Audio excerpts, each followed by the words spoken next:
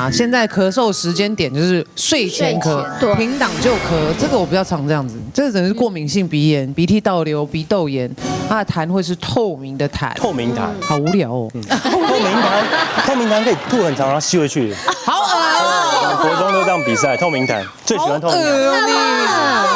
我儿子，因为我们全家都有鼻子过敏的问题，然后只要天气季节变换，就是天冷了，他只要躺下去要睡觉，就开始狂咳。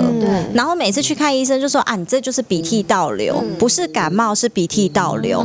那我就会家里准备一些常备的药水给他喝，然后给他喝完，他就会说妈妈我要吃糖果。然后你又给糖，然后糖就又生痰，所以又加上鼻涕倒流，然后又有痰，就狂咳。他整个喝完药水躺在床上还是咳，所以这一切都是始作俑者就你啊。为什么是我？你给他糖干嘛？可是小朋友不是吃完药就是要吃糖吗？那你知道他吃了就会咳成这样？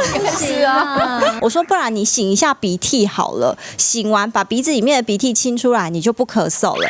然后他就不爱擤鼻涕，他真的是很，就是他宁可就是把鼻涕吞下去，他也不肯擤出来。